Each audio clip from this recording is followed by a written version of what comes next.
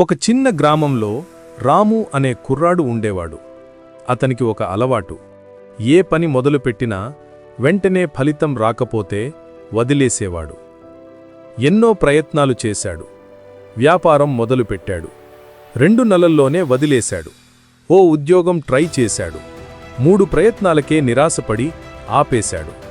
చదువు కూడా మధ్యలోనే వదిలేశాడు.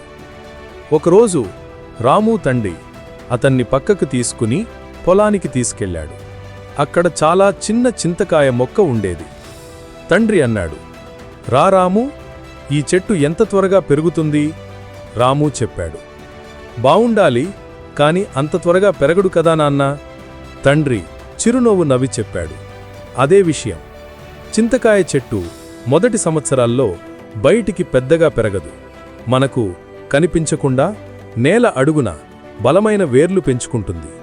వేరు బలంగా లేకపోతే ఎంత ఎత్తుకు పెరిగినా ఒకే గాలికి కూలిపోతుంది. మనిషి కూడా అంతేరా.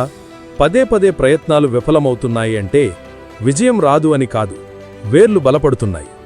ఈ మాటలు రామును కుదిపేశాయి. అతను గ్రహించాడు. తానెప్పుడూ వేరు పెరగడానికి సమయం ఇవ్వలేదు. అలుపెరిగిన ఓపిక చూపలేదు. ఫలితాలపై దృష్టి పెట్టి ప్రయాణాన్ని మరచిపోయాడు. ఆ రోజునుంచి రాము మారిపోయాడు. అతను ఒక పనిని పట్టుదలగా మొదలుపెట్టాడు. ఫలితాలు ఆలస్యంగా వచ్చినా ఆగలేదు. ప్రతి చిన్న పురోగతిని గౌరవించాడు. కొన్ని సంవత్సరాల తర్వాత రాము గ్రామంలో అత్యంత విజయవంతుడయ్యాడు.